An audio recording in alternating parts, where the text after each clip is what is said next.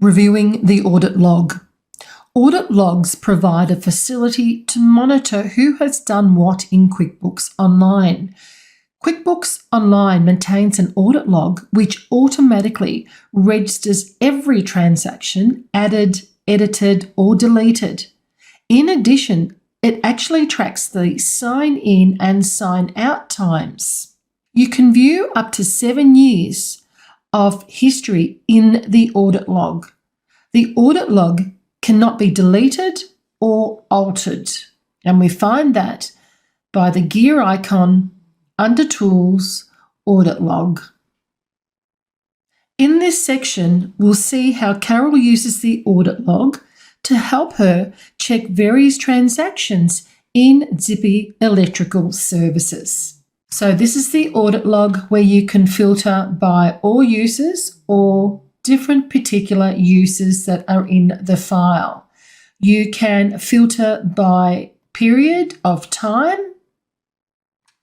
and you can filter by different events, such as deleted or voided transactions. Carol is running her different reports for the end of quarter. So she runs the profit and loss, and as she goes down the report, she reviews the different accounts and she gets to this account called uncategorized expense. She knows it wasn't her because she never uses uncategorized expenses when she's doing the bank-in feeds. She asks around the office, no one puts up their hand, so she decides to investigate this further, as this could be a good learning opportunity for this person. But let's find out who the person is. So we've actually found the expense from the profit and loss. Let's click into the transaction. This is the transaction. You can see that it's actually attached to a bank feed, so you know that it's not a manual transaction done in error. So let's scroll down till we get to more. We have audit history. This audit history forms part of our audit trail. So it's the audit log. On the right-hand side, you have the time mode where you can see it was edited by Sharon Wood. Let's scroll down and you can see every change that's actually happened. So it was originally processed on the 27th of January at 6:41 a.m. by Sharon. Let's scroll up. And you can see here again, it was actually edited by Sharon at 6:42 a.m.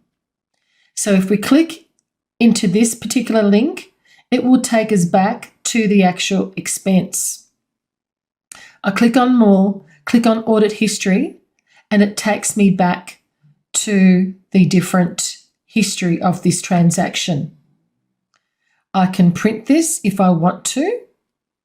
So if I was wanting to send this to Sharon as a learning curve, we can. Right, and we can open up the different versions of when it was added and when it was edited. As we know, Sharon Wood is Damien's mum, so we probably have to tread a little bit lightly the way that we deal with this.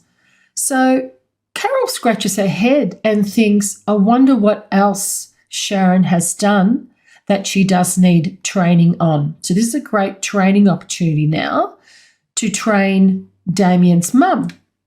So we'll go to the cogwheel. So this is the second way that you can actually find the audit log. So the first way that we reviewed the audit log was from the actual transaction itself. Now from the cogwheel, under Tools, under Audit Log is the second way. And this time, if we scroll down, you can see everyone that's actually been in the file and what they've actually processed. As you can see, it will show you the date that it was edited, added, or deleted, the username, the event, and then the history that you can actually view that particular transaction. If we just want to filter it by Sharon, let's just filter it by Sharon, and we'll say last 7 years, so this is going to be all events, you can see Sharon's been up to a few little different changes in our file. So she's edited accounts, she's added memorised reports, edited an expense, added a supplier. So you can see from this log, you can see every time Sharon has signed in and signed out. She's imported in some data. Of course, the way that you would fix this particular expense is you would view the actual history. And this is where we were when we actually chose the audit trail from the transaction. We then go into the transaction and we then change it, it's an account service fee, so we then change it to the banking and the bank charges and fees. And that's all you need to do. I'm just going to leave it at uncategorised for this particular exercise because we'll look at something a little bit later on that affects this transaction as well.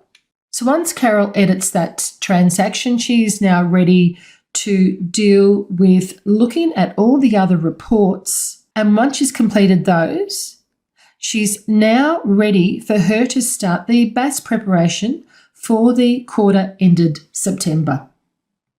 In addition, she will be preparing the taxable payments annual return, which is TPAR, which is done in August each year.